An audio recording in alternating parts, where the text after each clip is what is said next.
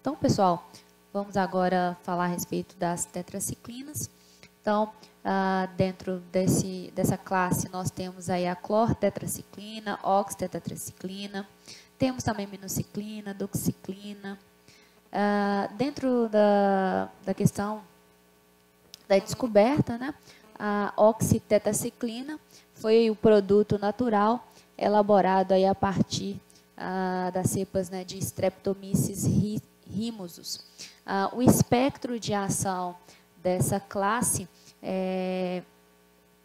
mostra-se, né, bastante ampla, incluindo aí uma variedade de bactérias gram-positivas, gram-negativas, aeróbicas e anaeróbicas. Então, portanto, as tetraciclinas, elas tratam aí infecções causadas por Mycoplasma pneumoniae, Brucella, Shigella, Salmonella, Vibrio cholerae, E. coli, Neisseria gonorrhoeae, entre outros, e podemos dizer que essa classe são fármacos aí bacteriostáticos. Recebem esse nome tetra, por conta desses quatro, né, dessas quatro cadeias fechadas, por conta dessa estrutura. Então, por isso que recebe esse nome tetraciclinas. E quando, né, ocorre aí substituições dos radicais, isso leva para a gente aí uma diversidade, né, de fármacos dentro dessa classe. O mecanismo de ação das tetraciclinas se baseia aí na sua ação na subunidade menor. Então, as tetraciclinas, elas se ligam, né, de modo aí reversível à subunidade menor, aí, a subunidade 30S, e, consequentemente, inibem a síntese proteica através aí do bloqueio da ligação do aminoácido RNA transportador ao sítio A, né, ao sítio aceptor, também denominado aí como sítio A ou local A, aí, sobre o complexo ribossomo RNA mensageiro. Então, por consequência, essa ação ela impede aí a adição de outros aminoácidos ao peptídeo, né, a cadeia polipeptídica que está nascendo. Porque vocês lembram, né, eu mostrei para vocês que quando, né, essa estrutura de RNA ela anda aí sobre o molde, né, sobre o modelo do RNA mensageiro, ela abre espaço ao sítio A, né, ao local aceptor, e, consequentemente, um novo RNA transportador com um novo aminoácido é adicionado para que esse aminoácido, então, seja associado à cadeia polipeptídica nascente. Como a tetraciclina, ela se liga, né, na subunidade 30S, porém, próximo aí ao local, né, aceptor, então ela impede a adição desse novo RNA transportador, e dessa forma esses fármacos aí interrompem, né, a síntese proteica. Então, podemos concluir aí, né, que as tetraciclinas, elas inibem a síntese de proteínas bacterianas através da sua ligação ao ribossomo bacteriano 30S e, consequentemente, aí, impedem o acesso do aminoácido RNA transportador ao local aceptor no complexo RNA mensageiro ribossomo. Ok? Em relação à farmacocinética, as tetraciclinas aí, elas apresentam, né, uma absorção diminuída quando elas são administradas em conjunto com alimentos ricos em cálcio, ferro e também antiácidos, né, antiácidos esses aí ricos, né, em quelantes de íons metálicos como cálcio, magnésio, ferro e alumínio. Isso porque dentro da aula, né, que a gente teve de interação medicamentosa, a gente viu que as tetraciclinas, elas quelam com esses íons metálicos, e dessa forma, como há, né, essa ligação, isso diminui a absorção. Então, por isso, elas devem ser utilizadas na ausência, né, dessas substâncias, porque se utilizada em conjunto, a gente vai ter uma diminuição da absorção. E devem ser utilizadas também aí com estômago vazio para melhorar a absorção por conta aí da presença aí de moléculas no estado não ionizado. apresenta uma ampla distribuição, sendo distribuída para o fígado, baço, medula óssea, né, ossos e dentes, e uma excreção renal. Então, para exemplificar isso que a gente está falando, aqui a gente tem uma representação gráfica, onde nós temos a concentração plasmática de tetraciclina miligramas por ml, versus o tempo, né, ou seja, horas após a administração da tetraciclina.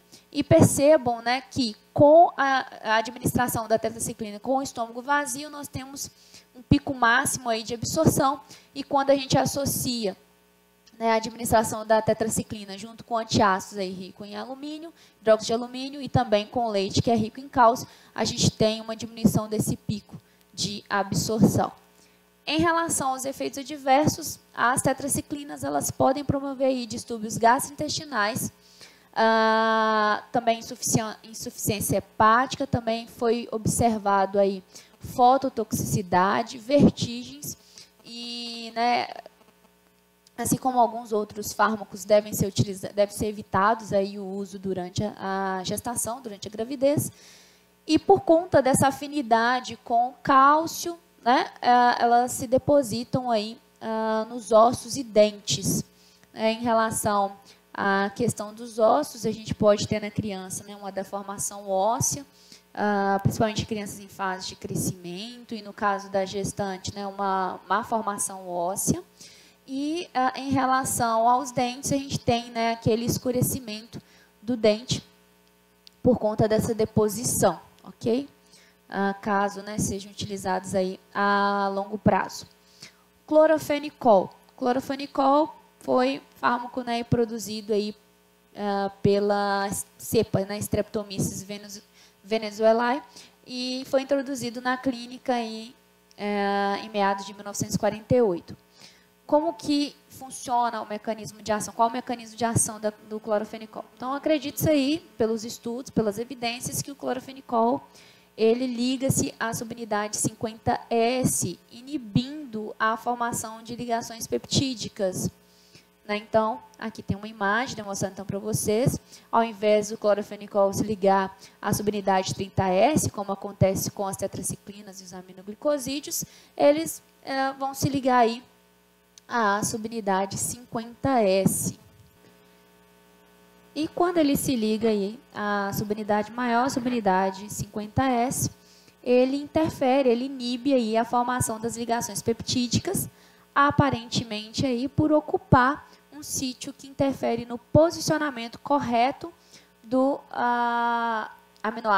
o aminoácido do RNA transportador no sítio A, né, no local A, no sítio aceptor.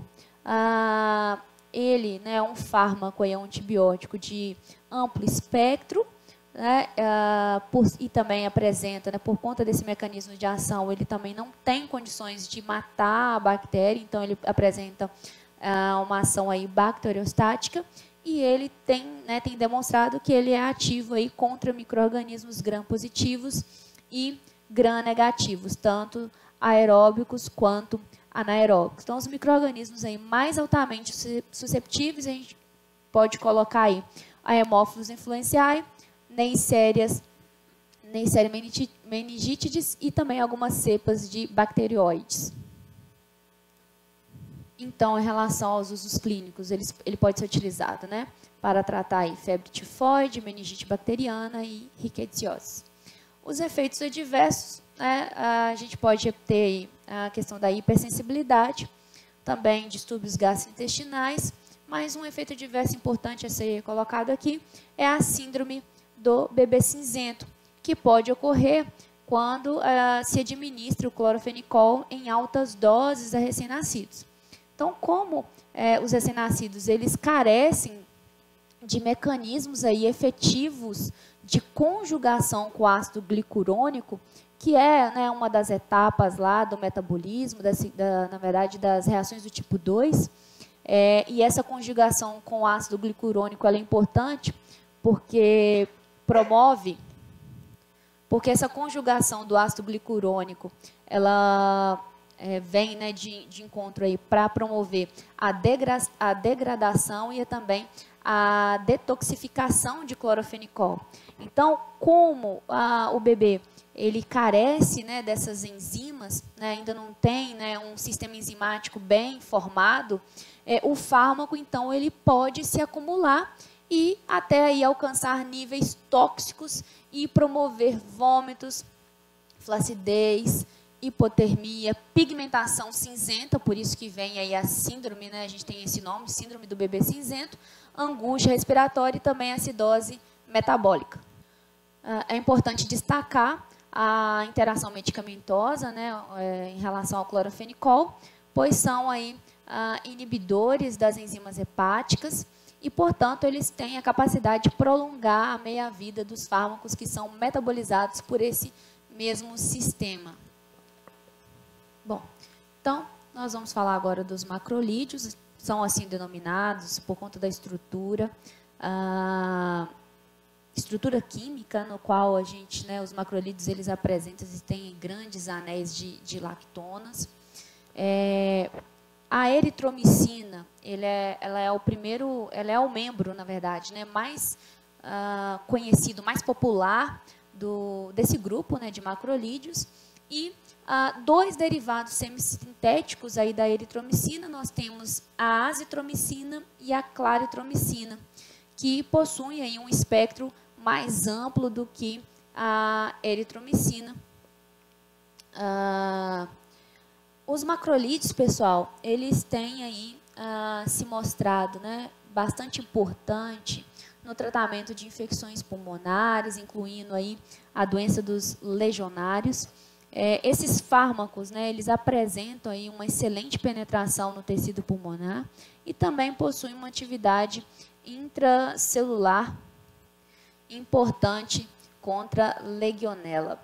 Além disso, eles tratam infecções causadas por Staphylococcus aureus, H. pylori, clamídia, micoplasma e também micobactério lepre. E eles apresentam, né, eles são considerados, né, fármacos bacteriostáticos. Eles não têm a capacidade de matar as bactérias, mas eles conseguem controlar o crescimento microbiano através da inibição da síntese proteica. Então, os macrolídeos, eles são aí antibióticos bacteriostáticos que bloqueiam a etapa de translocação da síntese proteica ao atuarem aí sobre a subunidade, né, 50S. Então, como que os macrolídeos atuam? Eles se ligam, né, a um segmento específico, eles se ligam, né, à subunidade maior, à subunidade 50S, impedem aí o mecanismo de translocação, a etapa de translocação.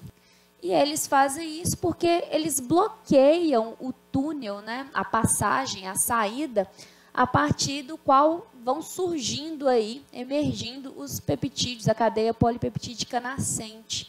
Então, é como se eles realmente estericamente bloqueassem aí o caminho pelo qual nós temos a saída da cadeia polipeptídica que está crescendo. Então, por isso, eles conseguem, né, dessa forma, eles conseguem aí